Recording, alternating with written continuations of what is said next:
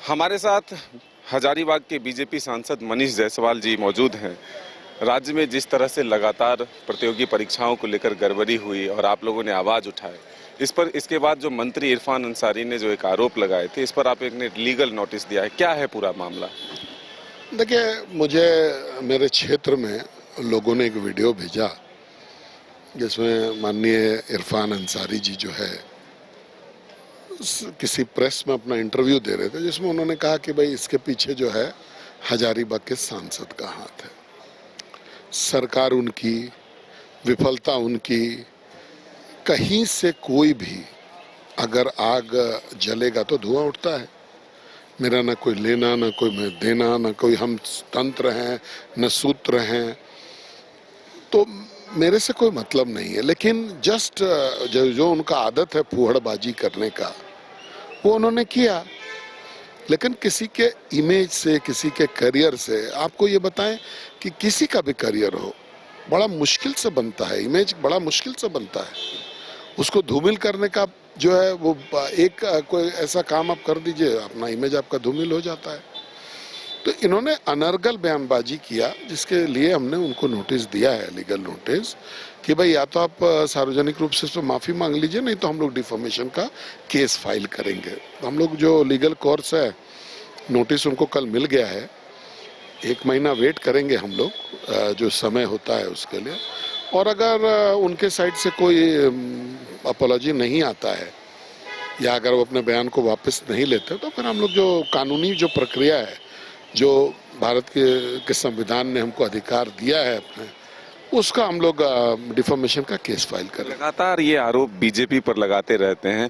जो प्रतियोगी परीक्षाएं मामले जो है कोर्ट तक पहुंचते हैं या फिर प्रश्न पत्र लीक होता है, कहता है कि ये बीजेपी के उकसावे में होता है। इसको किस रूप में देखिए, ये सार्वजनिक है।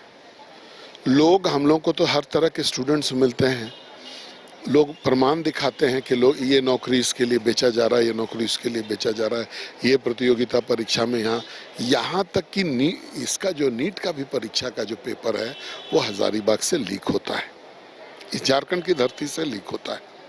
तो आप समझ सकते हैं कि विफलता इनकी है, चूंकि सूत्र इनका है, तंत्र इनका है, सरकार इनकी है, लेकिन मामला को भटकाना है। तो जैसे हर चीज में बीजेपी, अगर इनको कोई सपना भी आता है तो वो भी बीजेपी। तो भाई आप सरकार में हैं, अगर बीजेपी ये कर रही है तो आपको केस फाइल करना चाहिए। अगर मनीष जायसवाल कहीं पर गलत पे पाया जाता है तो आप केस कर दीजिए, लेकिन आप केस तो करते नहीं। आप केवल राजनीतिक फायदे के लिए जो है एक बयान दे करके छोड़ देते हैं। अब इससे एक अलग सवाल लेते हैं। कल कैबिनेट की आखिरी बैठक माना जा रहा है, उसमें मैया सम्मान राशि योजना को अब 2500 कर दिया गया है, जबकि बीजेपी ने पहले ही 2100 का वादा किया गोगो दीदी योजना के रूप में। तो क्या बीजेपी के इस योजना से डर कर यह फैसला लिया गया? देखिए, ये कैट रेस है, ये राजनीति में शोभनीय नहीं है। पहले हम 1000 देते हैं, कोई दूसरी पार्टी आती है अपना घोषणा पत्र लेकर के 2100 बोलती है, आप फिर उसको बढ़ा देते हैं। तो ये कैट रेस, आपका नियत तब क्लियर होता जब आप पहले गो में, अगर आपके पास संसाधन आज है तो पहले भी होगा, आप पहले ही 2500 कर देते, हम लोग भी खुश रहते, आपको ताली बजा करके आपका स्वागत करते। लेकिन ये आपके इंटेंशन में नहीं है, ये एक पॉलिटिकल स्टंट है। देना तो आपको 1000 भी नहीं है, देंगे तो आप 2500 भी नहीं। अगर आपका जो वादा का जो वैल्यू है वो तो 2019 के चुनाव में लोगों ने देख लिया है। 5 लाख नौकरी देंगे, महिलाओं को 2000 देंगे, 72,000 देंगे, 7200 देंगे, सॉरी 72,000 देंगे, और शादी वाली दीदियों को एक सोने का सिक्का देंगे। लेकिन आपने कुछ किया नहीं, तो आपके वादा पर किसी को विश्वास नहीं है। आज भी देखिएगा, लोग गोगो दीदी का जो फॉर्म हम लोग भरवा रहे हैं उसका डाटा एंट्री हो रहा है, और पहले बैठक कैबिनेट में ही हम लोग 5 साल का इंतजार नहीं करेंगे कि 5 साल इंतजार करें फिर जब इलेक्शन आए तो उनको दे, ऐसा नहीं करेंगे। हम लोग पहले कैबिनेट से ही, पहले दिन से शुरुआत करेंगे और दीदियों को सम्मान की राशि मिलेगी।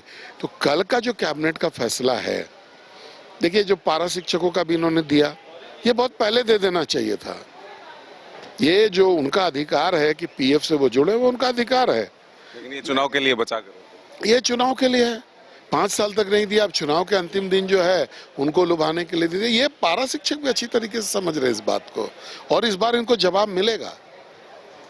तो ये थे मनीष जायसवाल जी, जो साफ तौर पर कह रहे हैं कि सरकार चुनाव के वक्त में सिर्फ वोट के लिए ये फैसले ले रही है। अगर इच्छा शक्ति होती तो पहले से ये फैसले लिए जा सकते थे। अपने सहयोगी राजबल्लम के साथ मदन सिंह, न्यूज बायोस्कोप, रांची। घर के लिए ग्रोसरीज की जरूरत हो या चाहिए फल और सब्जी, डेयरी या बेकरी प्रोडक्ट्स चाहिए या beverages, snacks and branded foods चाहिए हो या ब्यूटी प्रोडक्ट्स, अब इनके लिए अलग अलग दुकानों की तलाश हुई खत्म, क्योंकि रांची में खुल गया है केस्टो मार्ट, जो रखे आपका और आपके बजट का ख्याल।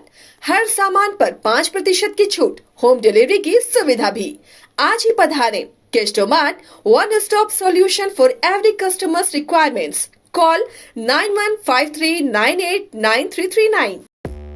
5 राज्य, 61 शहर, 150 प्रोजेक्ट और एक वास्तु विहार। नई सोच, नया घर।